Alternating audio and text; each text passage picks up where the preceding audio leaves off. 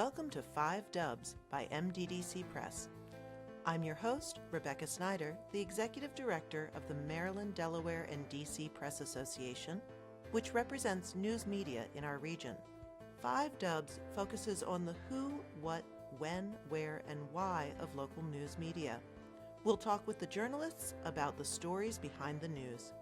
You can find more information about our guests in the show notes or on our website, www.5-dubs.com. Welcome. I am excited to have in the studio today Denise Dorsey, who is kind of a unicorn. She has retired just maybe 2 weeks ago as the production manager at the Afro and has spent 48 years at the Afro, which is, that's super unusual. So Denise, welcome so much to the program. I'm glad to have you. Thank you so much for inviting me. It's quite an honor to be here. Well, and so we were talking about how it feels to be retired after 48 years and you're kind of assessing and so forth. But I feel like you're also having an opportunity to kind of look back on your time at the Afro. So tell us a little bit about what the Afro is like now and what you were doing. And then we'll go in the Wayback Machine back 48 years, which was mid-70s, early 70s. 1976, yes, when I started there. Yeah. Cool. So let's talk a little bit about what the Afro is now, and then we'll think about 1976. Okay. So what do you mean as far as what it is now? Where it's going? I think that and what you were doing at the end of your career, because the production manager is that linchpin role for sure. Yes. Well, my responsibility was more so on the print side of the media. We're a media company now. We don't go by a newspaper anymore because we have so much social media and we're doing a lot of digital stuff. So we say Afro Media Company. But I was responsible for the print side of the Afro Media Company. So my responsibility was making sure that the pages were done each week, that they got to the printer. Any ads that came through, I had to make sure that ads were placed where they were supposed to be placed, were processed. If the ads had to be created by us, nowadays, of course, most people can send stuff in because so many people can use computers and do their own thing. We don't have as much material coming to us that needs to be laid out on our end. But if that happened, it was our responsibility to make sure this ad was laid out and, send back to the client for proofs. So that was basically, and any information, and that was like the liaison between the printer, the actual printer, and the newspaper. So if they had any issues, they would always come to me and I would try to figure them out or send them to the person that they needed to talk to. So that was my basic role towards the end. Yeah. Well, and I feel like that's such a linchpin role. You're seeing sort of it all come together and happen. And, the print publication is, I think, really an anchor for the Afro, although you're doing, the Afro is continuing to grow. You've got an amazing Facebook following, and you do a lot of the chicken box on Facebook Live, which I think is always really fun. And the events, I know the high tea is always a highlight of the spring. And other terrific things. So, well, Reverend Draper always says, who is our publisher, CEO and publisher, she always says that paper is the legacy. So she will always have a print side, even though the paper is moving on towards other things. And we know print is not the big thing. That's not the future. We know what the future is. But she just feels because that's where the paper began, or where this company began was with the paper, that it will always be a legacy that she will always hold on to. So I always like that part, that she has this love for the print side still, when so many people are saying, let's get away from the print and just do digital. Well, and I feel like the Afro has always really been committed to its legacy and to the archives. I mean, I know the groundbreaking for the new building was just a couple weeks ago. Yes. So tell me a little bit about sort of that sense of history and sort of working on a publication that was founded, I think you're at 132 years. 132. I mean, just what did it mean to you to work on such on a publication that has such meaning for the Black community? It was always important to me. I've said this so many times that I was always so proud to say that I worked for a Black-owned company that was Black operated. So that was always something that was dear to my heart. Um, and it was just, the environment. You were working around people who knew what you were doing, what we all were doing was important, and how what we put out was important because of the information that was going out to other people, but also how it made us look, that we knew what we were doing and what we were doing was important, not only to our audience, but to us as well. So it's always been, I've always had a lot of pride of working for the Afro, and Hmm. I've said this many times that I loved working there. Obviously, I wouldn't have stayed as long as I did if I didn't love working there. Well, so now did you start in the production department when you were, just a shy young girl of 5? Because, uh, 48 years is a long time. What did you come in 1976? What were you trying to do at the Afro? When I first came in, I worked in the advertising department. Okay. So my main job then was basically, that was back in the days, of course, we didn't have computers yet. So everything was like manual. So my job was basically to, like, if we had an ad that came in, we would have to decide how the ad was going to be laid out, decide the size of the fonts and the type, and then we would send this information to what we call teletype at the time. They Hmm. would type out this information and send it back to us, and then we would actually put the ad together. So that was basically my job, as doing, sending this information to teletype, then getting it back, creating the ad, and then sending the ad on to where it needed to go after that. Oh, wow. So now that sounds like a really text heavy process. Like, and my introduction into newspapers was a little bit later when we were pasting up, like with those little wax. Oh, well, we were doing that, yes. So were you at the wax part or the Yes. technology before? Okay, I was so at the wax part. Yes, technology was in teletype. They did all the actual typing out of the whatever we sent them. They would do the actual typing, and then they would send it back to us, and then we would have to paste it. Go through the waxer and paste it up, make an ad, and then send it to engraving, which was a department back then that has been eliminated long ago. and, actually, I'm just taking a pause in my own head to remind myself that in 1976, your choice was basically the courier font on a typewriter, like that you really like the idea of sending out to a teletype so that it could look different than just what was on your typewriter. I think Hmm. we're so spoiled right now with all the Yes. choices. And you're like, oh, well, just put it in Canva or do Yeah, whatever. that's right. But every ad was a craft project because those wax machines, and for those of you who weren't who didn't know, it basically just was like a little rolling cylinder that coated something in wax and you just sort of slipped it through and Yep. then you put it on a piece of paper and that's where it Yep. was staying. That's where it was um, staying. Yep. so now did you always want to do, so what attracted you to were you on the advertising side and that's what you were trying to achieve, or were you just hired as the Afro at the Afro and they put you in the advertising department? Well, they put me there because my degree was in advertising design. Okay. So when I came there, that's what they started me in advertising department. So that's kind of how I was lucky enough to do something that I actually went to school for. So yeah, Sure. yeah, yeah. Now, did you grow up in Baltimore or this area, or In DC, I was oh, born in and raised in DC? Okay. DC, in Washington. So then you've always been on the DC side of the Afro, and as it merges and changed, then you took over for both. Yeah, yes. Okay. Well, what was it like in those days? I mean, were you I'm assuming you were in the DC Hmm. office, I'm No, thinking. I was in the Baltimore. I always worked in the Baltimore office. Oh, okay. So Yeah. Hmm. you Yeah. came up the road there.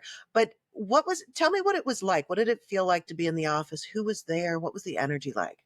Oh God, it was great energy because we had such a large crew because you had people that were up in the front that were doing classifieds. It was like Hmm. we had about 3 or 4 people that were in the front that were doing classifieds. Then towards the back of the office, we had like the other desk that the salespeople that were doing display ads would sit. And then the switchboard operator, because we actually had a switchboard then in this Oh, wow. building, would sit up towards the front, of course, because that's where people were coming in. And she was also receptionist as well as switchboard operator. So it was always a lot of energy, always people talking, phones ringing, customers coming in, and we just all got along well. That's one thing another thing I love about the Afro is always been a sense of family. We Mhm. always got, like any family, there was always some people that didn't like each other. That's always the case. But for the most part, it was just a nice, warm, welcoming environment. Yeah. Sure. And I'm just thinking, in 1976 in Baltimore, you're just after, I was talking to Denise Rolick Barnes on The Informer the other day, and she was telling me that how her father always talked about the 68 riots as the rebellion, um, Hmm. the uprising. Hmm. And so, but Baltimore had its own 68 riots. And so, in that aftermath, I mean, we're only talking, 5, 6 years Yeah. later. What was the tenor of the city like? And did it feel like, I mean, that's the era of, there's um, more Black Pride movements going on. Wh- How did that feed into what the Afro was doing at that time? It's hard to say it because I don't really remember, but I think I don't remember because we weren't doing anything different than we had been doing before. I love that. We were still Black pride and Black news was still always the forefront. So we really were just reporting on stuff that we had always been reporting on. So I don't really remember there being like a huge difference.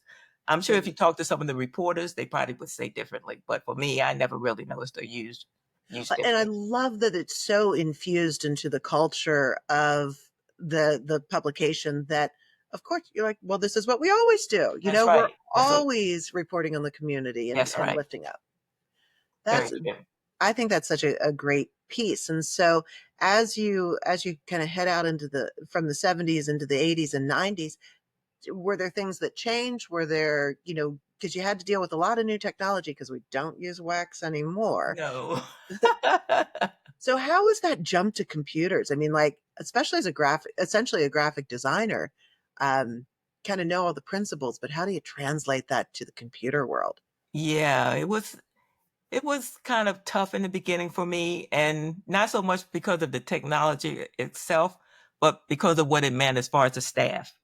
Uh, Because, a lot of jobs started getting eliminated because, of course, their function wasn't useful. We wasn't there anymore. So I have to admit that I was kind of reluctant at the beginning about the computer. But of mhm, course, it was what I had to do. sure. So I did it and I learned to love it. And I would not want to go back to the way things were, back then. Um, but it was a process for me. It really was a process for me, Mhm, learning. And it started out that I didn't start out on the computer. When we first started using computers on a regular basis, I didn't, I wasn't using it. So I would do, there would be like two or three people that would work in the teletype.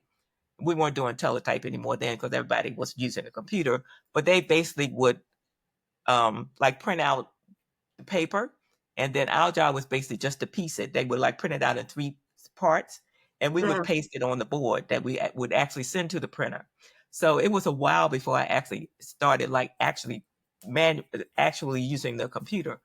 But mhm. once I started, and of course I learned, and luckily I had people that were very welcoming and teaching, and wanting me to learn and helping me to learn.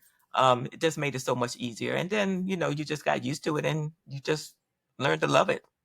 Well, and printing technology changed too. I mean, I Oh do God. remember like you had the boards and you would take it down to the printer and Yeah. it felt like they'd photocopy it onto a printing plate. I'm sure it's a much more technical process. Yeah. And then it would be on the presses. But, I think also when I think of the ability of someone to be at a job for 48 years, it's a give and take. You wanted to Hmm. stay, but it Hmm. sounds like the Afro and leadership at the Afro we're really committed to having you bring your talents and learn this new like this to climb that really big hill of Yeah. learning a completely new technology. Yes. So talk to me a little bit about sort of the leadership of the Afro and how they I know it's always been family run, but Hmm. how does that kind of translate out? Like what does that can you talk a little bit about the different leaders that you've had at the Afro over that 48-year time? Oh God, yes. Well, when I first went there, John Murphy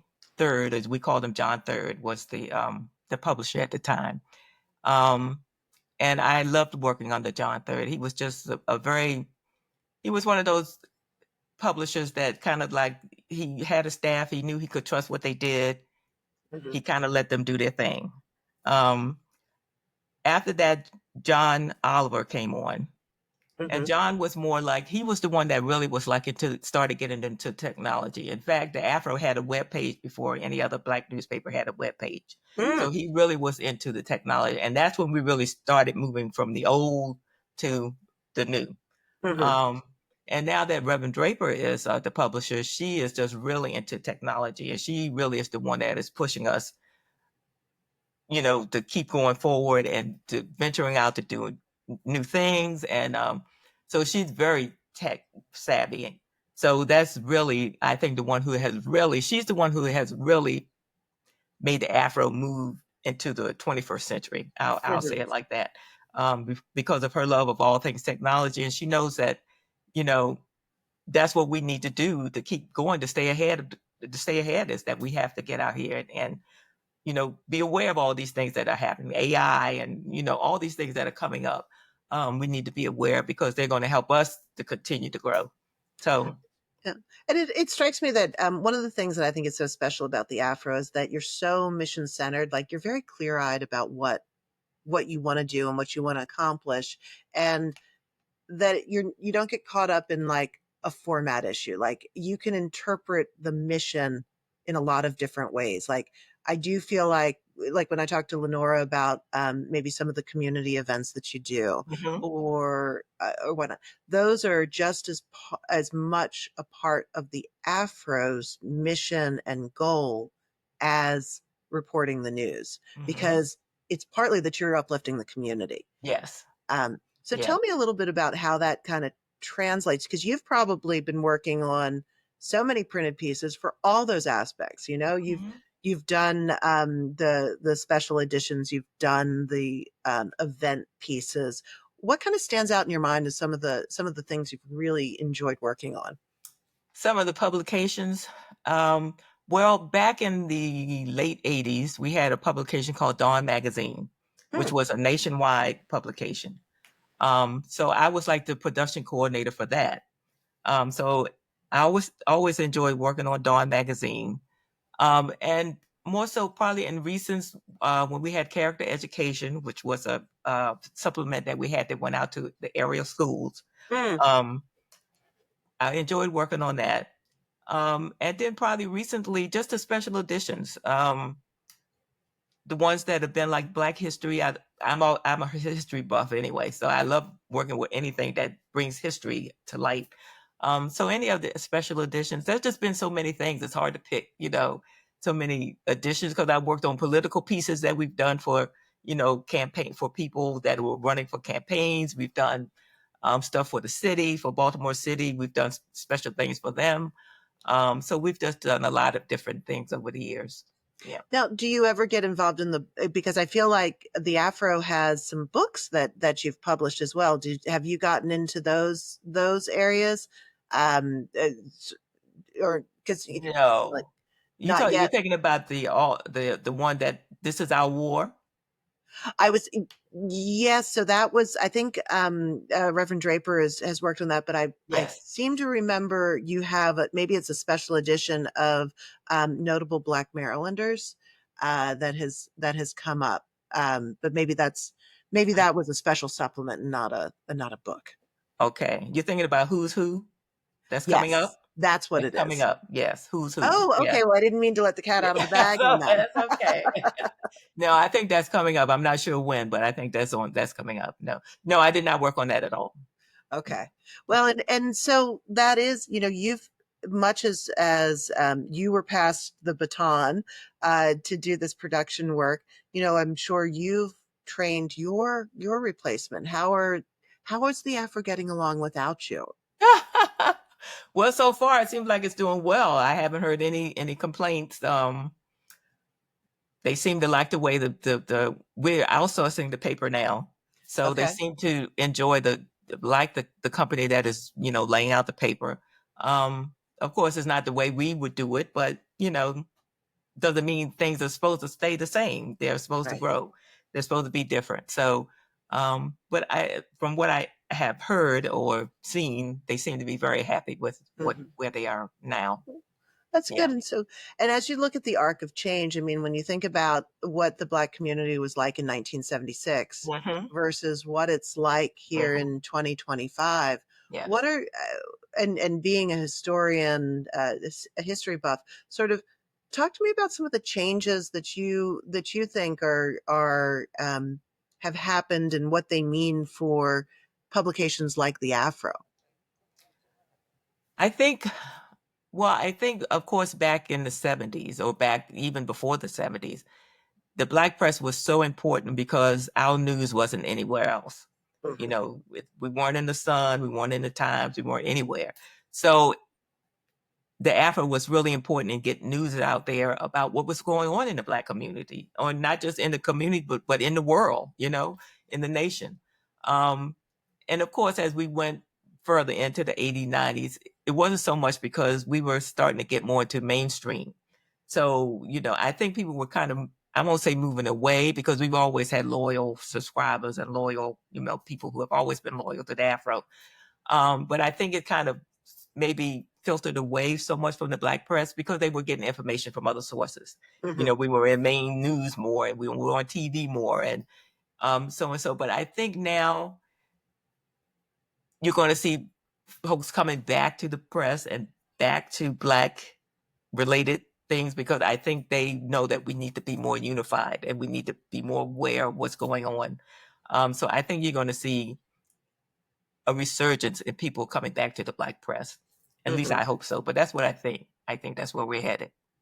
Well, and I think also having a trusted news source to say, I think the media landscape is so fractured. Hmm. You can sit in your bubble and be like, okay, I'm just only Definitely. going to hear these voices. Definitely. And there's a detriment to that because you're not hearing other things, but it I also, agree. if you're not choosing wisely, you can be fed information that How about just that? is not accurate. How about that? And That is so, so true. And that is such a concern these days, because there are so many, like you said, so much news sources out there that are not giving you the true story. They mhm, don't want you to know the true story. They want you to know what they think you should hear. So it's so important to have, voices saying, let's look at the facts. Let's fact check. Let's not just put something out there without knowing that what we're putting out there is what should be out there, and it is truthful. So you're right. It's you got to be careful. You really you do. do, you Yeah. do, and so I think there's just a really strong place in the world for organizations that kind of know what they stand for, are Hmm. committed to accurate reporting, and want to highlight those Yes. stories of underserved and underrepresented people. Which I do feel like Black stories are still not, they're not at it's No. better, but it's not where it should No, be. it's And so where I it think should be. I agree with you. Yes. there's still And a I think that's struggle. why you will always need the Afro and black press, because it may never be where it should be, Yeah. especially in the atmosphere we're in now. We know it's like, we really have to stay on top of things, because we can easily get dragged down and pushed out if we don't stay Right. aware. Absolutely. No, I do get that. And so I'm also thinking, it strikes me, I was talking to someone about their book about a landmark lawsuit in 1978, and we were talking about the role of women in journalism. And I think Hmm. the Afro has always been a very like woman powered organization, even back to the founding. I Yes. believe John Murphy actually borrowed the money for the Afro from his wife, if I'm not From his mistaken. wife is $200. Yes. So I just think that has carried through all the way, but the world has not necessarily done that. So Yeah. when you were first starting out, what did it feel like to come to a like, was it as woman focused when you started, and what's kind of the role of the female Murphys. Yes, it still was very much women oriented because a lot of the Murphy daughters were still working then because Ida Peters was like doing clean block um so it was still very and Betty Moss was still writing. So we still had the actual Murphy daughters that were still there So very the much daughters of the involved. founder Daughters were still of there. not the founders of the founder's son, Carl Got it. Murphy. Yeah, Okay. they were his daughters. So they were still very active, still working, writing, doing their thing. So it's always been very female oriented. They always had an active role and everybody knew that they weren't to be messed with. They were very strong women. Mhm. Um, so I've always been in an atmosphere where women were appreciated, I would say. Yes. Mhm. Yeah. And so was the Afro your first job? I know it was right Yes. out of college. So Yes. you Mhm. how unique that you've never had sort of that other experience of women not being I put know. forward. I know. What a I'm joy, what a lucky. gift. Yeah. I'm lucky, very lucky. And so how has that sort of influenced your own family, as you have grown and obviously influenced others in your sphere, sort Mhm. of having that focus of, women can be the publisher, women can do whatever they like. Have you seen that come out in your own family in some way? I uh I guess so. I think the women in my family they have are strong women as well. So I would say yes. I've seen them achieve things that I think are. In fact, my cousin was the CEO of the Metropolitan YMCA. She just retired Mm. last year. So for like 30 years, she was the CEO. So yeah, I think they've seen and my my aunts were all strong women. My grandmother, they were raised by a strong black woman, and that trickled down to us. So Mhm. yeah, I think it's always been. Even though I know I've lived in a world where women weren't always appreciated, and maybe Mhm. not even now appreciated as they should be, I always came with a sense that you can do whatever you want to do. Don't let anybody tell you that you're not just because you the color of your skin or your gender. So Mhm. yeah, I think that's always been strong.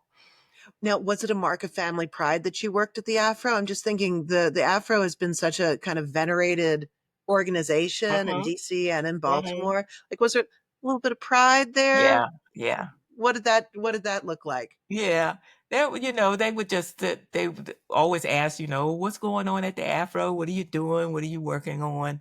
So they always wanted to know. They were always curious, and so yeah, I think there was a pride, especially with my parents. Yeah, Mhm. they had very sense of pride. Well, and you grew up in DC, so when sort of in that 60s, 70s range, there were probably a dozen black owned newspapers, or there were certainly more black owned newspapers, and Mhm. now it's really the Afro and the Informer. So, Mhm. um, sort of seeing some of those publications fall away, were there kind of lessons that you all, and I know you were working on sort of the layout and making sure it was all coming together, but were there sort of lessons learned from the closing of some of those publications that you then brought into the Afro? I think so. I think because, as I said, I think that was one of the reasons why the Afro stayed on top of technology Hmm. because they saw that there were a lot of newspapers that did not. They did not want to, forward. They did not want to go forward. They Hmm. believed that what they were doing was going to stay forever. And I think that the leaders at the Afro realized, no, we can't stay where we are. We have to stay with technology and move with technology. So I think that was a huge difference that they saw what was happening to other publications.